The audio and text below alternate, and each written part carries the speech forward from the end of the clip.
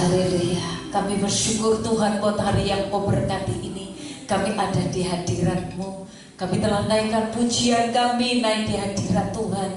Biar itu menjadi dupa yang berbau harum di hadapan-Mu Tuhan. Saat ini kami buka hati buat kebenaran firman Tuhan. Kami mau duduk diam di bawah kaki-Mu untuk mendengarkan pengajaran lewat kebenaran firman-Mu. Bapa, pakai hamba-Mu menjadi alat-Mu, urapi bibir, mulut, lidah hamba-Mu. Minta hikmat pengertian dari Roh Kudus buat hamba-Mu Tuhan, sehingga apa yang hamba sampaikan itu yang berkenan di hati Tuhan, menjadi berkat bagi kami semuanya. Tutup bungkus kami dan kuasa darah-Mu, kami semua aman di dalam hadirat-Mu. Jika ada yang bukan dari Tuhan, yang mencoba-coba mengganggu pemberitaan firman Tuhan, yang bukan dari Tuhan, kami tolak di dalam nama Tuhan Yesus Kristus. Tuhan, kuasa darah-Mu bekerja di tempat ini. Terima kasih Bapa, terpujilah nama-Mu. Kami bersyukur, kami buka hati kami buat firman-Mu. Bicaralah Tuhan, kami siap menerimanya. Dalam nama Tuhan Yesus kami sudah berdoa. Haleluya. Mari sama-sama katakan amin. Puji Tuhan, silakan duduk Bapak Ibu yang dikasihi Tuhan. Shalom. Ya, salam sejahtera bagi kita sekalian. Pada hari ini kita akan belajar firman Tuhan dengan tema jemaat yang bertumbuh dan beroleh keselamatan. Kita akan buka di dalam 1 Petrus pasal yang kedua. Kita akan membaca ayat pertama sampai ayat yang ketiga. 1 Petrus pasal yang kedua, ayat pertama sampai ayat yang ketiga. Mari kita baca bersama-sama 3 ayat ini. Kita baca 1, 2, 3. Karena itu buanglah segala kejahatan, segala tipu muslihat dan segala macam kemunafikan, kedengkian dan fitnah.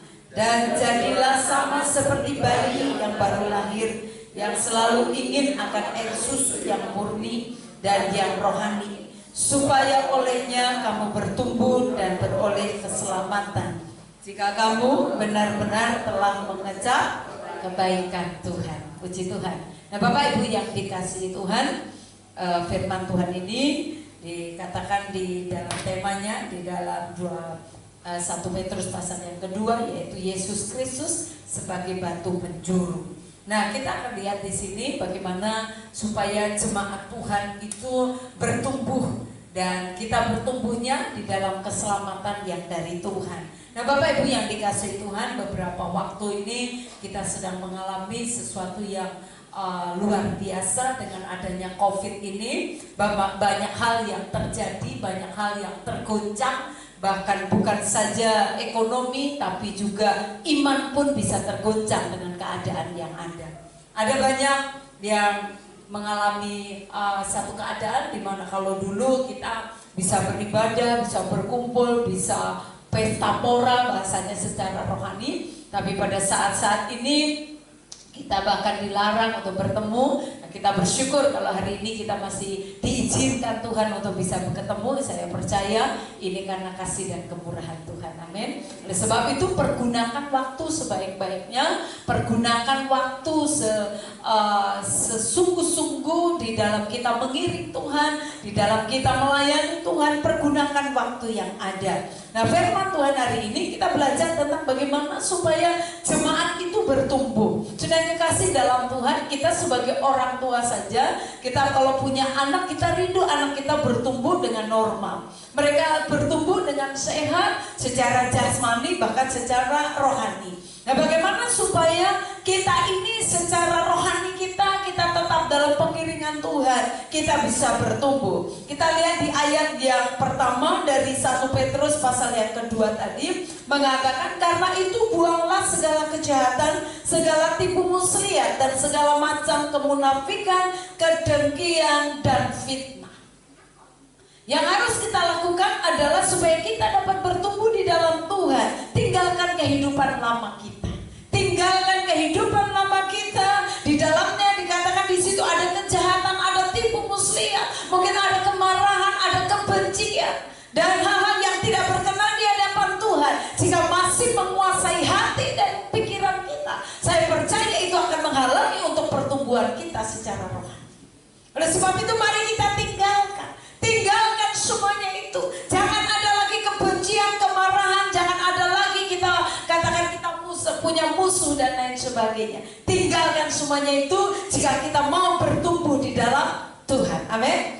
Tinggalkan supaya kita bisa bertumbuh. Dan apa yang harus dilakukan? Firman Tuhan katakan di ayat yang kedua, dan jadilah sama seperti bayi yang baru lahir, yang selalu ingin air susu yang murni dan rohani, supaya olehnya kamu bertumbuh dan beroleh keselamatan. Firman Tuhan berkata, jadi seperti bayi yang baru lahir. Bayi yang baru lahir, yang dibutuhkan adalah kedekatan dengan mamanya. Baru yang baru lahir, dia senang kalau ada di dalam pelukan seorang ibu, dan dia bisa mendapatkan ASI sebagai asupan di dalam dirinya. Dia tidak membutuhkan yang lain. Dia membutuhkan ASI untuk dia dapat bertumbuh. Bapak Ibu yang dikasihi Tuhan, kita diumpamakan, dikatakan, biarlah kita menjadi seperti bayi yang baru lahir, yang selalu merindukan Tuhan, yang selalu pengen dekat kepada Tuhan, yang selalu rindu untuk ada di dalam dekapan Tuhan. Dan saya percaya saat kita dekat dengan Tuhan, kita akan menikmati karunia-karunia Tuhan, kita akan menikmati kebaikan-kebaikan Tuhan, kita akan menikmati anugerah Tuhan yang membuat kita dari hari ke hari kita akan semakin bertumbuh di dalam Tuhan. Dengan banyak hal yang Tuhan izinkan terjadi, tetapi kita akan semakin berpengalaman dengan Tuhan. Saat kita dekat dengan Tuhan, pergumulan, persoalan boleh ada, tapi saya percaya orang-orang yang dekat dengan Tuhan, dia akan mendapatkan kekuatan baru. Saat dia menghadapi pergumulan, saat dia mendapatkan kekuatan baru, dia akan tetap bisa berdiri dengan teguh, dan dia bisa menang sampai dia berdiri dan dia mendapatkan pertolongan Tuhan. Pertolongan Tuhan datang pada saat engkau tetap berdiri teguh di dalam Tuhan. Sekalipun ada badai, gelombang, persoalan datang, tapi mari kita tetap teguh di dalam Tuhan. Tetap dekat dengan Tuhan, tetap melekat dengan Tuhan, terus merasakan pelukan Tuhan, terus merasakan kebaikan Tuhan, terus merasakan kasihnya Tuhan, terus mengalir di dalam kehidupan kita. Bapak Ibu yang dikasihi Tuhan, kebaikan apa saja yang Tuhan berikan dalam kehidupan kita? Coba kita lihat di dalam Kisah Rasul pasal yang ke-11 ayat yang ke-18. Kisah Rasul pasal yang ke-11 ayat yang ke-18. Di sini ada kebaikan Tuhan yang Tuhan berikan dalam kehidupan kita. Tuhan beri kepada kita, saudara, kehidupan yang kekal. Kisah Rasul pasal yang ke-11 ayat yang ke-18.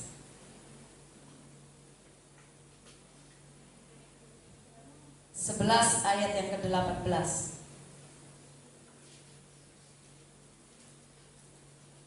Ya, mari kita baca bersama-sama. 2, 3.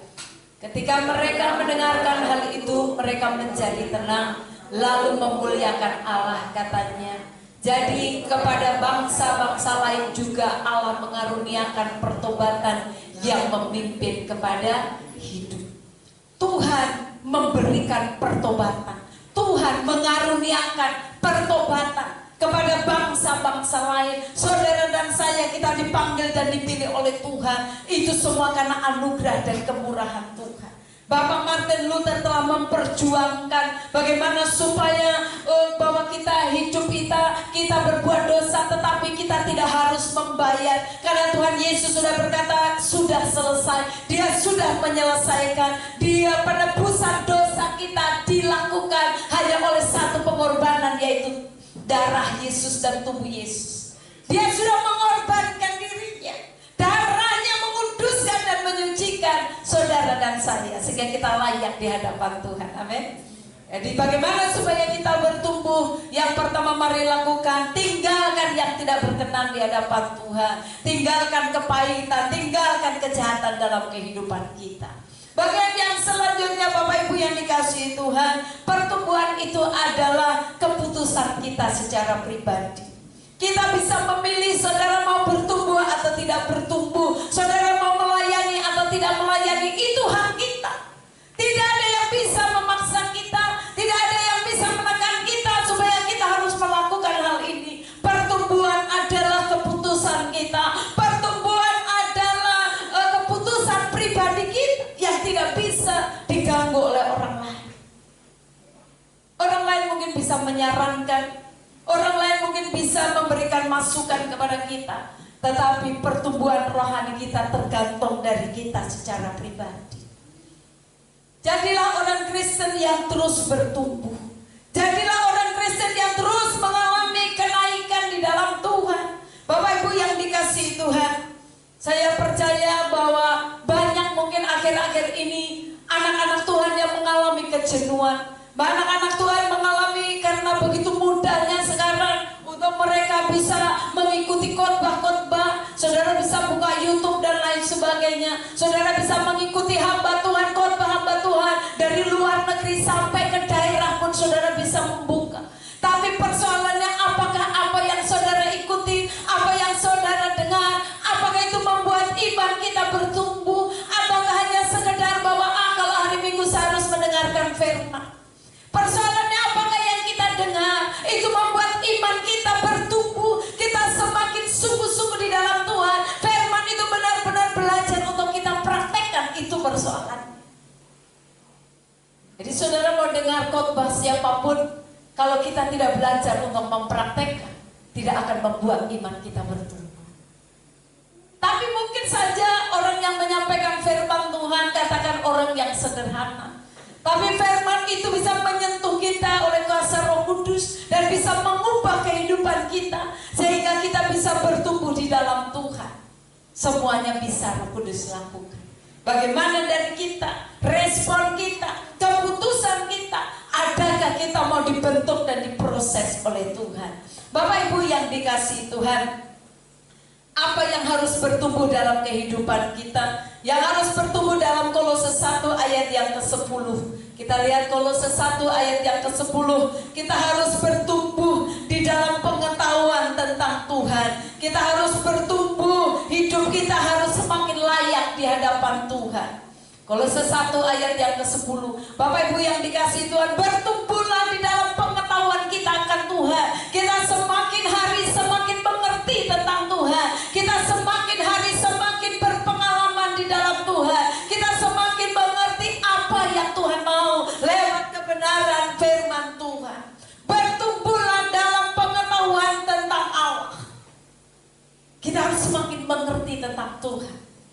Bukan hanya kata orang saja, tapi kita berpengalaman dengan Tuhan. Hidup kita semakin layak di hadapan Tuhan.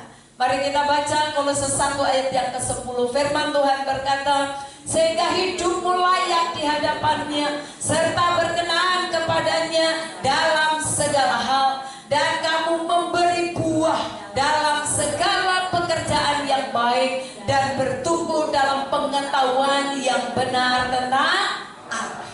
Bertumbuh dalam pengetahuan yang benar tentang Allah. Bertumbuh dalam pengetahuan kita tentang firman yang benar. Bertumbuh hidup kita semakin hari semakin mengerti apa yang Tuhan mau. Inilah yang Tuhan kehendaki. Kita harus bertumbuh pengenalan kita. Semakin belajar dan belajar dan belajar, sehingga membuat kita, oh inilah yang Tuhan mau. Inilah kehendak Allah. Inilah pengertian demi pengertian Tuhan singkapkan dalam kehidupan kita. Bapak Ibu yang dikasihi Tuhan, hiduplah engkau semakin dekat dengan Tuhan. Hiduplah semakin dekat sehingga engkau akan merasakan pertumbuhan di dalam pengetahuanmu tentang Tuhan. Bagian yang selanjutnya, apa yang harus bertumbuh? Bapak Ibu, kita lihat dalam Efesus pasal yang keempat ayat yang ke-15. Kita harus bertumbuh ke arah Yesus. Kita harus bertumbuh secara karakter kita. Kita harus berubah karakter kita dari hari ke hari. Kita harus berubah. Tidak ada kata bahwa saya sudah dari sananya, sudah dari nenek moyang saya seperti ini. Saya percaya firman Tuhan berkata di dalam Kristus kita adalah ciptaan baru. Yang lama sudah berlalu, yang baru sudah datang. Kita harus berubah dalam karakter kita menjadi seperti Yesus. Firman Tuhan berkata di dalam Efesus 4 ayat yang ke-15. Tetapi dengan teguh berpegang kepada kebenaran di dalam kasih kita, bertumbuh di dalam segala hal ke arah Dia, ke arah Yesus. Pertumbuhan kita terus ke arah Dia, Kristus yang adalah kepala. Jadi pertumbuhan kita terus ke arah Kristus. Semakin hari semakin disempurnakan, karakternya semakin dibentuk menjadi serupa dan segambar dengan Tuhan. Jadi apa yang harus bertumbuh? Karakter kita harus bertumbuh, harus berubah. Jangan sampai kita sudah berpuluh-puluh tahun ikut Tuhan tidak ada perubahan. Tuhan mau kita bertumbuh karakter kita. Bapak Ibu yang dikasihi Tuhan, pertumbuhan apa lagi yang Tuhan kehendaki? 2 Petrus 3 ayat yang ke-18. Kita harus bertumbuh dalam pengenalan akan Tuhan, semakin berpengalaman sama Tuhan. Ternyata pengalaman sama Tuhan pun kita perlu dalam pertumbuhan. Iman itu perlu yang namanya ada peningkatan. Sudah dikasih dalam Tuhan. Kadang-kala kita beriman, kita dalam beriman kita mengimani hal-hal yang kecil terlebih dahulu. Saat engkau mulai lulus dalam hal yang kecil, Tuhan katakan engkau akan naik dan engkau akan ditambahkan. Perlu kita terus berpengalaman dengan Tuhan. Bapak Ibu yang dikasihi Tuhan, orang bisa pengen ke gereja, saudara, untuk mendapatkan hiburan. Ya. Ada orang berkata begini, ada seorang yang berkata begini, coba khotbahnya jangan keras-keras. Kita nih loh di luar sudah stres dengan pekerjaan, di rumah mungkin. Coba di gereja kita dapat hiburan. Kalau saudara mau dapat hiburan bukan di gereja, tapi di gereja kita akan diajarkan kebenaran. Di gereja kita akan diajarkan tentang firman Tuhan, bagaimana supaya kita bertumbuh di dalam Tuhan. Kalau saudara mau dapat hiburan, ya nonton aja pelawak, ya supaya kita bisa ketawa. Ada banyak orang yang saat ini mungkin cari pendeta aja yang lucu-lucu supaya bisa menghibur. Mungkin di rumah kurang hiburan. Tapi saya berharap jemaat, mari kita mau bertumbuh secara berpengalaman dengan Tuhan. Pertumbuhan kita, pengenalan kita akan Tuhan. Saya semakin mengerti, oh ternyata ini toh yang Tuhan mau. Pada saat ada persoalan, engkau datang sama Tuhan. Saat engkau mengalami pergumulan, datang sama Tuhan. Engkau mengalami pertolongan Tuhan, engkau semakin tahu apa yang Tuhan mau. Coba buka di dalam Mazmur 49 ayat yang ke-21. Mazmur pasal yang ke-49 ayat yang ke-21. Sudah kasih dalam Tuhan, manusia itu, saudara, dikatakan di sini bahwa manusia kalau tidak punya pengertian, dia seperti binatang. Kita perlu pengertian dari Tuhan. Kita perlu hikmat dari Tuhan. Tinggalkan sifat anak-anak kita. Mari kita belajar untuk menuju kepada kedewasaan.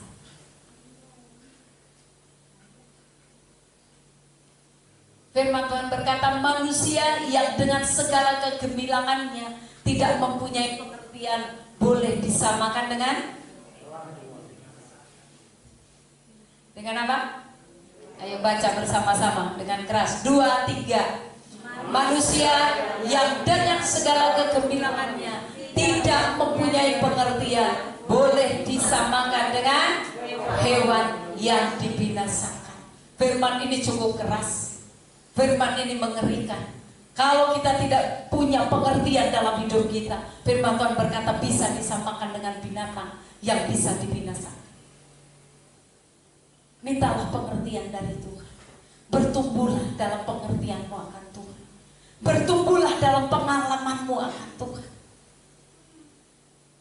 Bahasanya sepertinya kasar banget.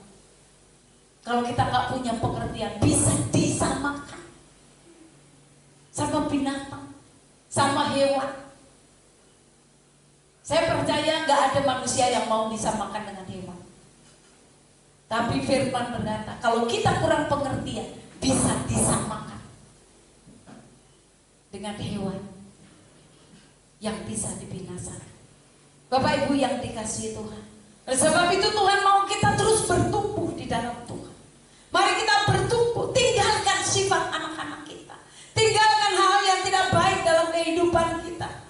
Dalam 1 Korintus 13 ayat yang ke-11.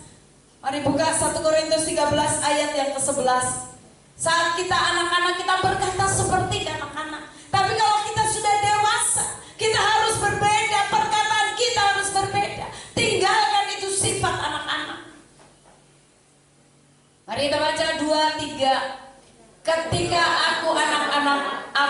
berkata-kata seperti anak-anak. Aku merasa seperti anak-anak. Aku berpikir seperti anak-anak. Sekarang sesudah aku menjadi dewasa, aku meninggalkan sifat kanak-kanak itu. Saudara sudah tinggalkan sifat itu? Sudah tinggalkan sifat kanak-kanak? Masih gampang tersinggung? Berarti belum. Masih mau menang sendiri? Berarti belum. Saya mau jelaskan apa itu sifat kanak-kanak. Kalau kita masih memiliki sifat kanak-kanak, berarti kita belum dewasa. Bagaimana supaya kita dewasa? Saudara, apa tuh sifat kanak-kanak yang harus kita tinggalkan? Saudara, anak-anak itu senangnya itu menerima barang, tapi tidak senang dengan biasanya gini, hanya barang yang dia senang terima, tapi bukan yang memberi. Itu anak-anak. Kalau dikasih balon, dia hanya langsung dia rampas itu balon. Dia mungkin tidak peduli dengan yang memberi. Itu sifat anak-anak. Jadi dia gak peduli dengan siapa yang memberikan. Bapak Ibu yang dikasih Tuhan, kita seringkali hanya senang untuk menerima berkat dari Tuhan, tapi kita tidak mau menerima atau kita tidak mau untuk lebih dekat lagi dengan Tuhan. Tapi kalau berbicara terima berkat, wah, senangnya luar biasa. Siapa yang tidak mau dengan menerima berkat? Tapi Tuhan mau, bukan hanya berkat yang kita inginkan. Jadi sifat anak-anak adalah dia hanya senang untuk bisa menerima barang, tapi dia sendiri tidak peduli dengan yang memberi. Itu anak-anak. Dia gak peduli. Yang penting saya terima. Gak peduli siapa yang kasih. Tapi Tuhan tidak mau demikian. Tuhan mau kita mendapatkan yang pemberinya. Kalau saudara dan saya kita mendapatkan Tuhan, kita akan mendapatkan segala. Jadi jangan kita hanya minta berkat dan berkat. Justru kita minta bagaimana supaya kita bisa menyatu dengan Tuhan. Saat kita menyatu dengan Tuhan, berkat itu akan mengikuti dalam hidup kita. Saat engkau mengerti rencana Tuhan dalam hidupmu, jadilah orang-orang yang dewasa berpengertian, saudara. Kita lebih lagi apa sih maunya Tuhan. Bukan kita egois, Tuhan aku minta. Tapi pernahkah saudara bertanya, Tuhan apa yang kau mau dari hidupku? Pernahkah saudara berkata begitu sama Tuhan? Apakah saudara hanya mengegois dengan apa yang menjadi kebutuhan kita? Tuhan aku perlu ini, Tuhan aku minta. Tuhan aku perlu ini, Tuhan aku minta. Tuhan aku perlu ini, Tuhan aku minta. Apakah hanya demikian yang ada pada kita? Itu sifat anak-anak. Tapi mari katakan sama Tuhan, Tuhan apa yang Tuhan mau dari saya? Apa yang Tuhan kehendaki dari saya? Itulah orang dewasa. Orang dewasa dia siap melakukan sesuatu untuk menyenangkan Tuhan kita, untuk menyenangkan orang lain, bukan egois untuk memikirkan dirinya sendiri. Bapak Ibu yang dikasihi Tuhan, Yohanes 3 ayat yang kedua berbicara tentang Nikodemus tahu tentang siapa Yesus, tapi Nikodemus tidak mau percaya. Dia tahu siapa Yesus. Dia tahu Yesus bisa melakukan mujizat, tapi dia tidak mau menerima dia. Dia tidak mau percaya tentang Yesus. Dia hanya butuh mujizatnya. Di akhir zaman ini akan banyak orang yang demikian. Dia hanya butuh apa yang dia perlukan, tapi dia tidak butuh Tuhan. Tapi mari kita terus mencari Tuhan. Jangan mencari mujizatnya. Carilah Tuhan, engkau akan mendapatkan segalanya. Firman Tuhan berkata, carilah dahulu kerajaan Allah dengan semua kebenarannya, maka semuanya akan ditambahkan kepadamu. Jadi cari Tuhan, cari Tuhan, cari Tuhan. Cari apa yang ada di hati Tuhan, bukan ada yang di tangan Tuhan. Kalau yang ada di tangan Tuhan berbicara tentang berkat, tapi kalau yang ada di hatinya Tuhan, itu kehendak dan kemauan Tuhan. Apa yang Tuhan mau itulah yang harus kita lakukan. Doa Bapa kami berkata, datanglah kerajaan-Mu, jadilah kehendak. seperti di surga. Katakan kepada Tuhan, jadilah kehendak-Mu dalam hidupku, bukan kehendakku. Sifat anak-anak adalah selalu mau apa yang ku mau, itulah yang harus terjadi. Tapi kiranya tidak ada di tempat ini. Kita semua menjadi jemaat yang dewasa di dalam Tuhan. Amin. Kita jemaat yang dewasa di dalam Tuhan.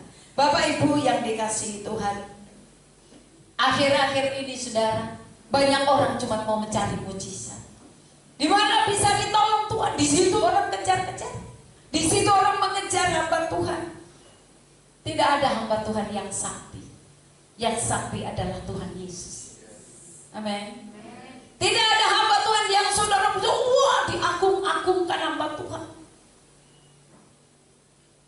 Tapi mari kita lihat Tuhan yang luar biasa. Jika kita sungguh-sungguh di dalam Tuhan, saudara dan saya akan mengalami kebaikan demi kebaikan Tuhan. Sifat anak-anak yang kedua adalah, senangnya adalah dia senang dengan kesenangan sendiri. Anak-anak tuh banyak gak peduli dengan apapun di sekitarnya. Yang penting dia senang. Yang penting aku senang. Yang penting aku, apalagi saudara, kalau gak dipuji sakit hati. Yang dicari adalah pujian dunia. Yang dicari adalah pujian manusia. Jika kalau dia tidak dipuji, sakit hati. Dia senang kalau dia diagungkan. Dia senang kalau dipuji-puji. Coba kita buka dalam Roma 10 ayat 2. Roma 10 ayat yang kedua dan ketiga. Dia senang dengan kebenarannya sendiri, ya. Senang dengan kebenaran sendiri. Mari kita baca ayat 2 dan 3. 2, 3. Sebab aku dapat memberi kesaksian tentang mereka, bahwa mereka sungguh-sungguh giat untuk Allah, tetapi tanpa pengertian yang benar. Ayat 3.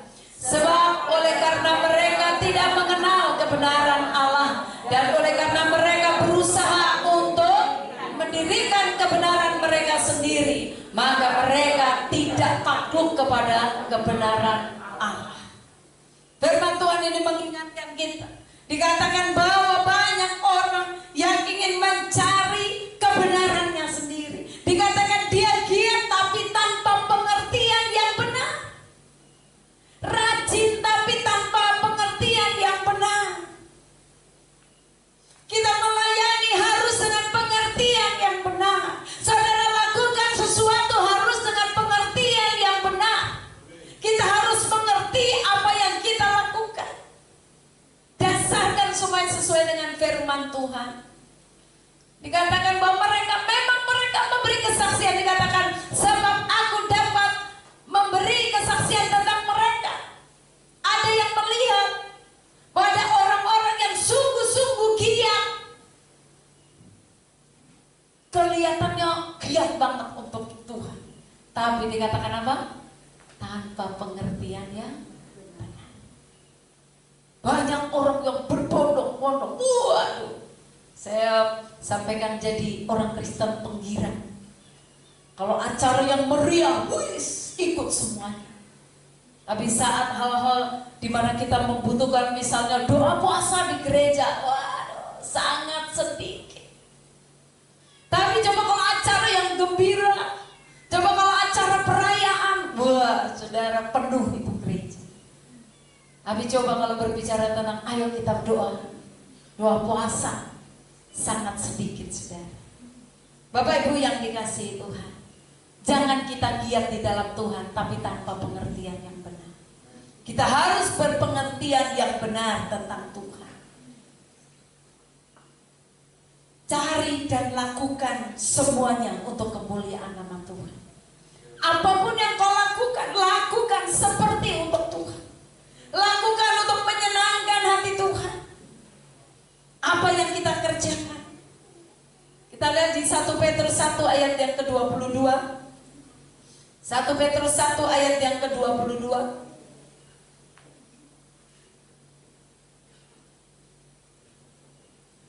Karena kamu telah menyucikan dirimu oleh ketaatan kepada kebenaran, sehingga kamu dapat mengamalkan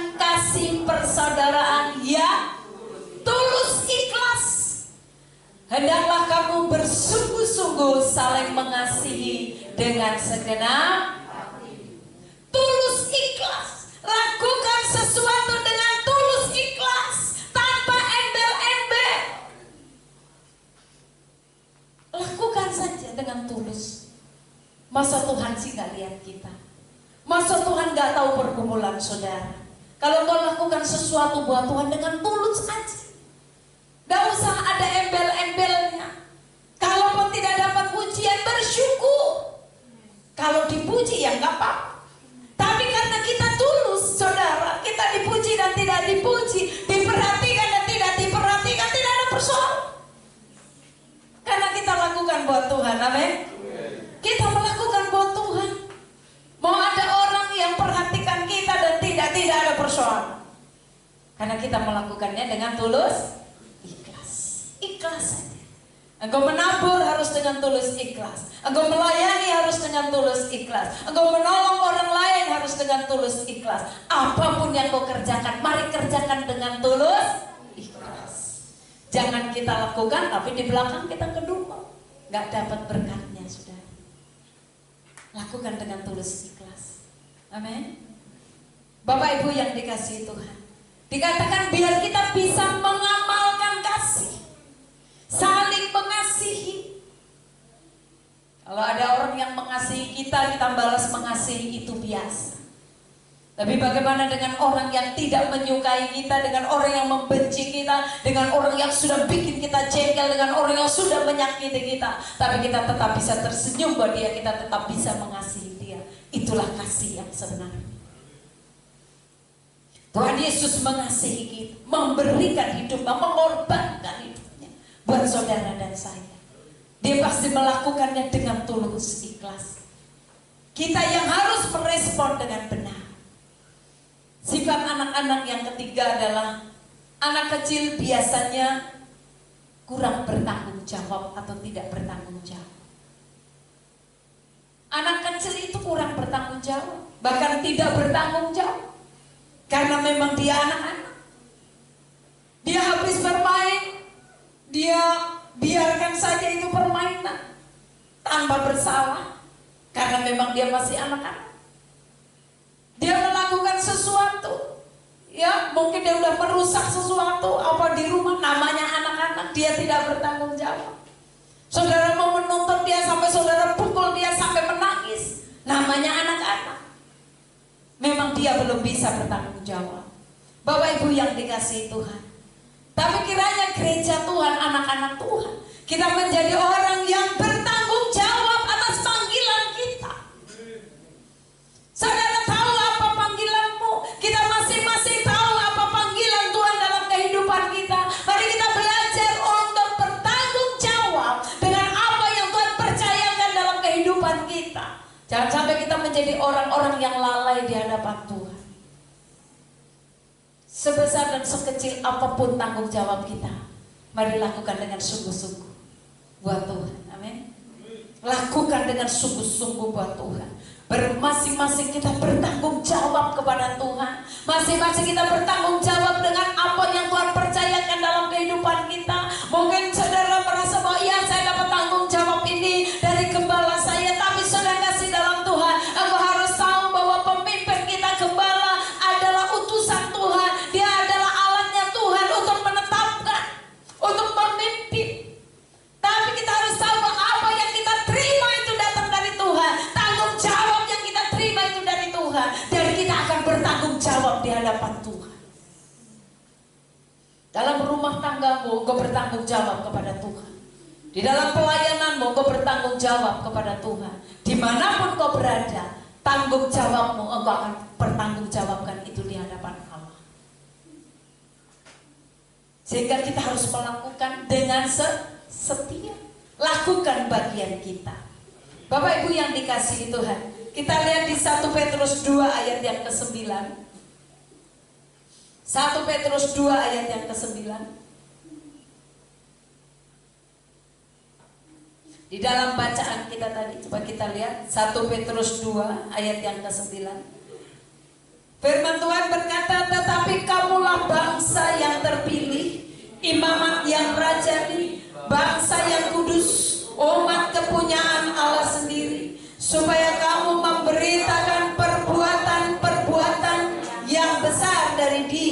yang telah memanggil kamu keluar dari kegelapan kepada terangnya yang ajaib. Saudara dan saya, kita adalah imamat yang rajani. Imam, kita ini imam-imam. Saudara mau sadari atau tidak sadari, kita adalah imam-imam.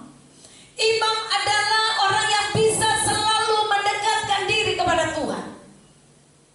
Jadi imam itu orang yang selalu dekat sama Tuhan.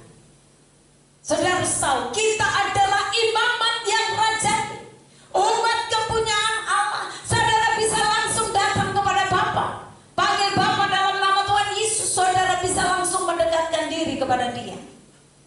Kita adalah imamat yang rajani. Kita adalah imam-imam. Kita harus sadari akan hal itu.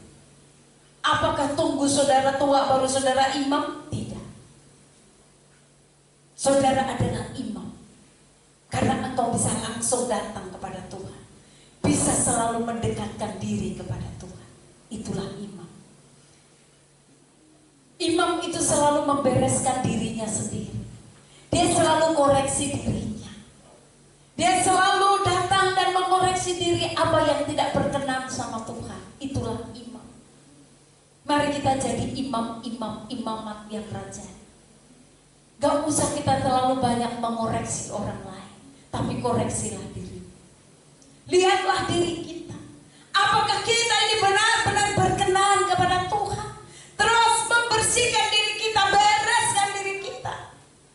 Kita tidak banyak melihat kesalahan orang lain, tapi justru kita melihat diri kita. Yang selanjutnya, imam adalah membawa umat Tuhan untuk datang kepada Tuhan. Berarti tugas kita adalah kita harus membawa jiwa-jiwa bagi Tuhan. Saudara harus membawa orang dekat kepada Tuhan, orang yang jauh kepada Tuhan. Mari bawa mereka kepada Tuhan. Itulah pekerjaan imam. Jangan justru membuat orang jauh dengan Tuhan. Tugas kita imam adalah membawa orang dekat kepada Tuhan. Amin. Kita harus membawa orang dekat kepada Tuhan. Itulah pekerjaan imam.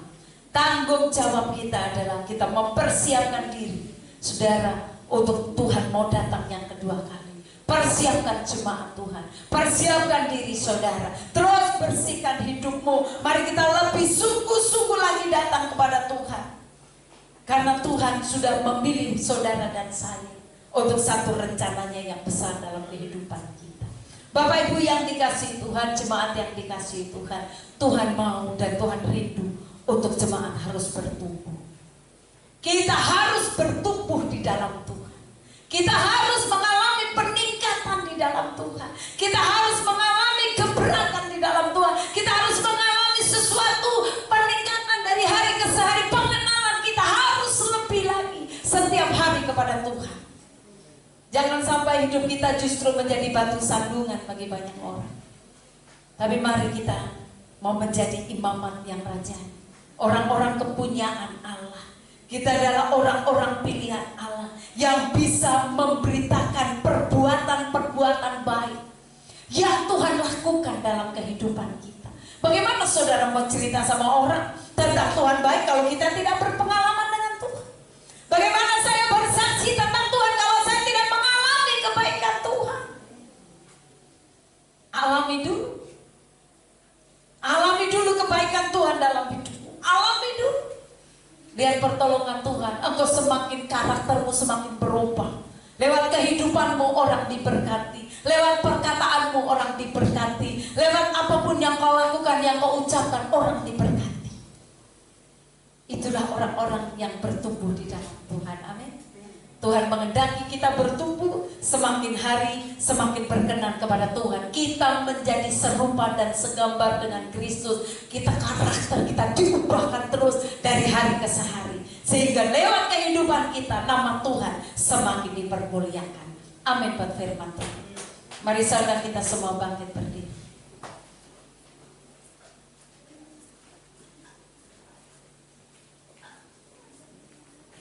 Haleluya.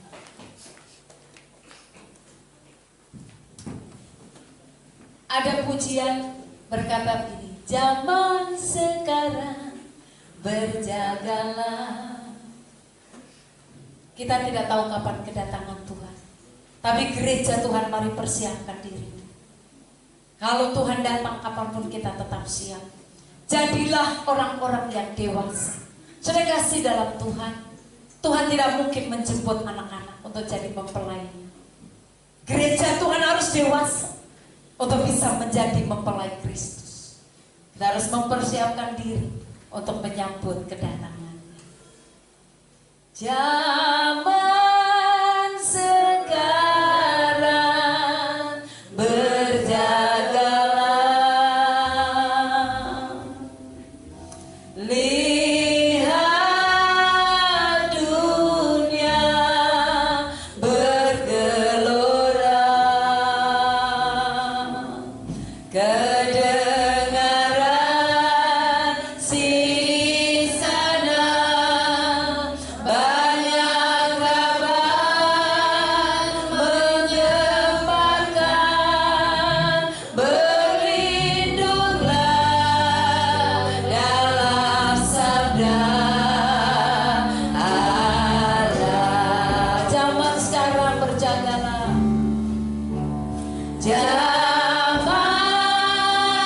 sekarang berjagalah,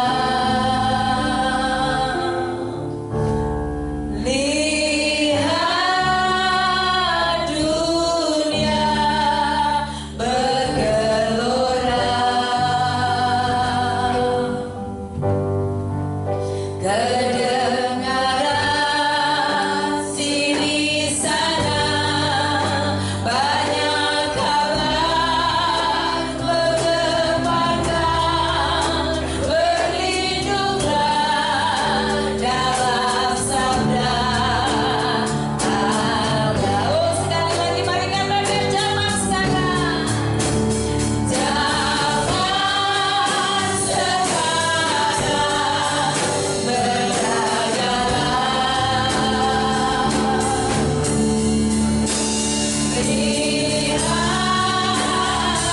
dunia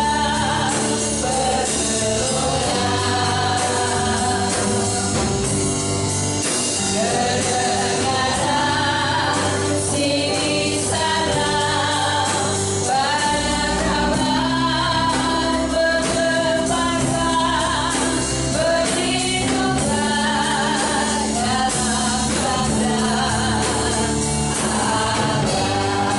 Bapak Ibu yang dikasihi Tuhan, dimanapun kau berada, Tuhan mempersiapkan gerejanya untuk menyambut kedatangannya yang kedua kali.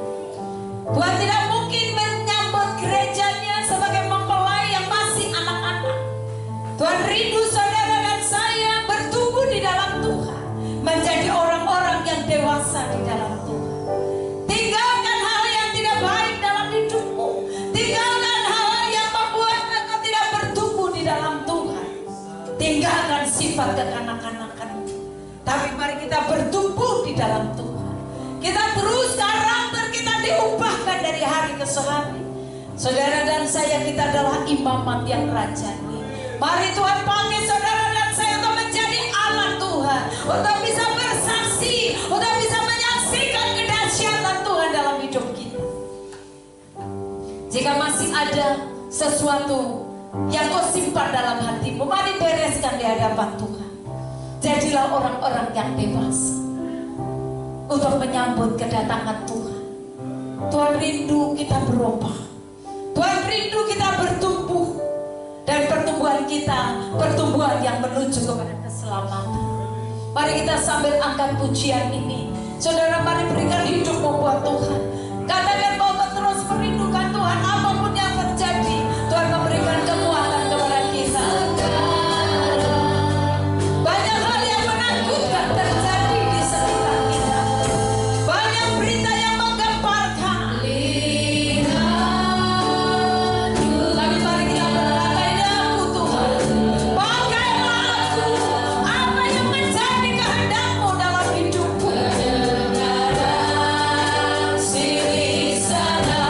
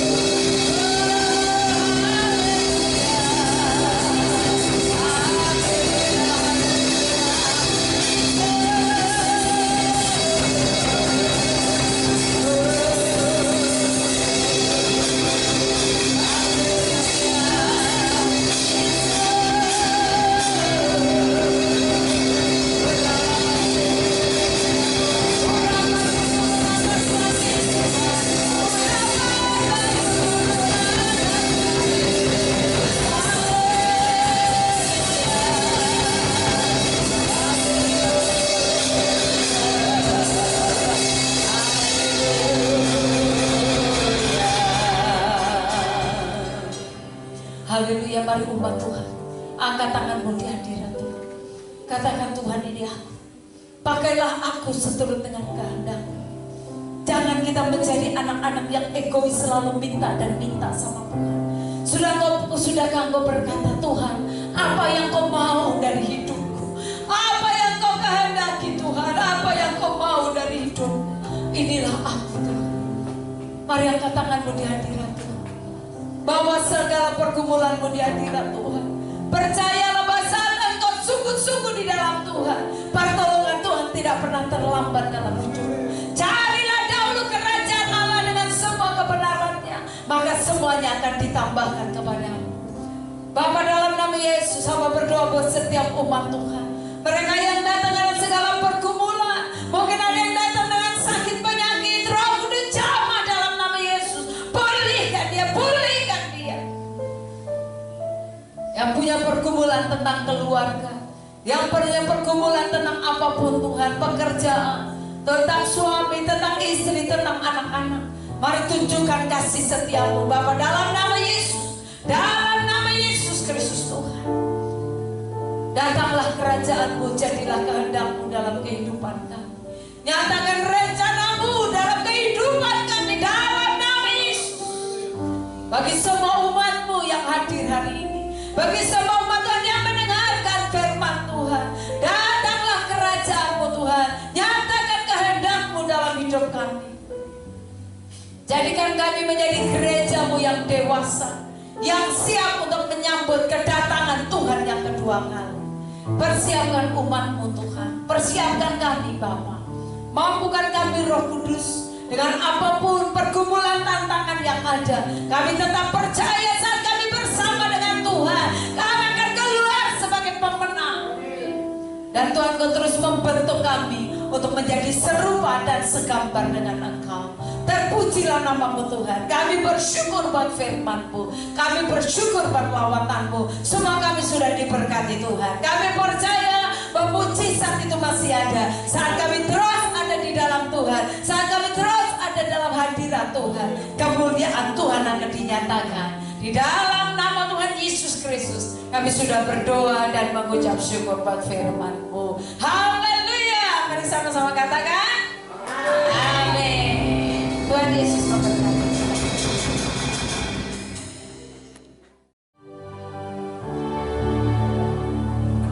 Kami